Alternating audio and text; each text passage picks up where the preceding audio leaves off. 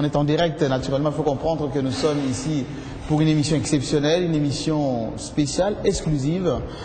Dans cette émission, donc, où nous allons recevoir pour la première fois, depuis longtemps, l'un des pères de notre indépendance, donc, Albert Kalonji Mulopwe, l'un des Congolais, justement, qui était à la table ronde à Bruxelles.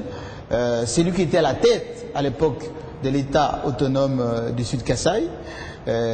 Tshombe était au Katanga avec son État également. Il est revenu ici à Kinshasa pour participer au gouvernement central.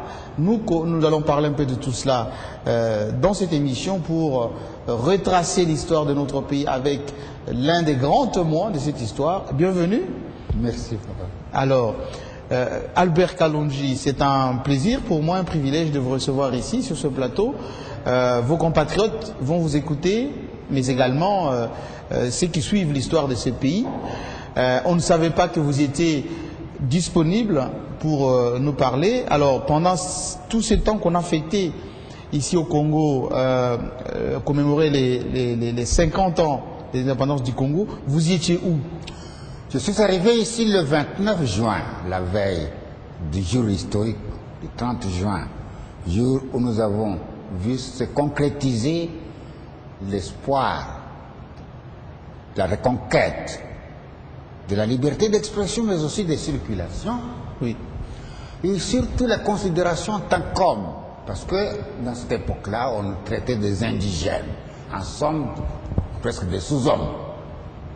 Nous avons été parmi la poignée de chanceux à qui les Belges avaient accordé la possibilité d'étudier.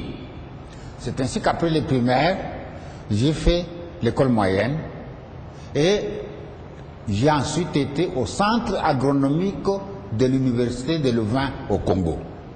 En résumé, Cadillac. À la fin des études agronomiques, on était d'emblée agent de la 4e catégorie dans la hiérarchie de l'époque. Oui. En d'autres termes, la même catégorie que les Blancs qui débutaient. Et alors, avec un salaire décent de 13 500 francs à l'époque, j'ai été immédiatement, puisque les examens avaient révélé une distinction dans la capacité de perception, j'ai été agréé et engagé comme professeur chargé de botanique, des maladies des plantes et des animaux, au centre agronomique où j'avais subi ma formation.